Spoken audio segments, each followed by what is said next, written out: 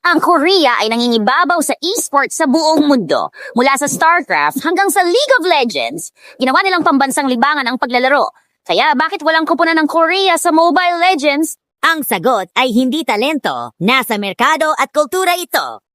Ang ekosistema ng esports sa Korea ay nakabatay sa PC gaming. Ang League of Legends ay hindi lang laro doon, ito ay isang ganap na landas ng karera na may mga akademya, profesional na liga at pandaigdigang prestihiyo. Ang Mobile Legends sa kabilang banda ay umuunlad sa Timog Silangang Asya kung saan ang mobile ang pangunahing plataporma para sa kompetisyon.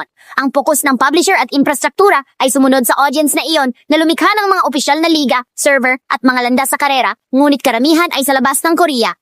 Ito rin ay tungkol sa perception. Ang mobile esports sa Korea ay itinuturing pa ring mas magaan at hindi gaanong formal kumpara sa mataas na presyo ng PC scene. Nang walang mga liga, pamumuhunan at malinaw na landas para sa mga manlalaro, ang paglago ng profesional na MLBB ay hindi pa nangyayari doon. Kaya kahit na kayang mangibabaw ng mga Koreanong manlalaro sa MLBB, kung susubukan nila, hindi pa handa ang ekosistema. Kung gusto mo ng buong paliwanag, kabilang ang papel ng pamumuhunan sa rehiyon, kultura, at kung bakit sumabog ang MLBB sa Timog Silangang Asya, panoorin ang aming buong video sa Mobile Legends Esport.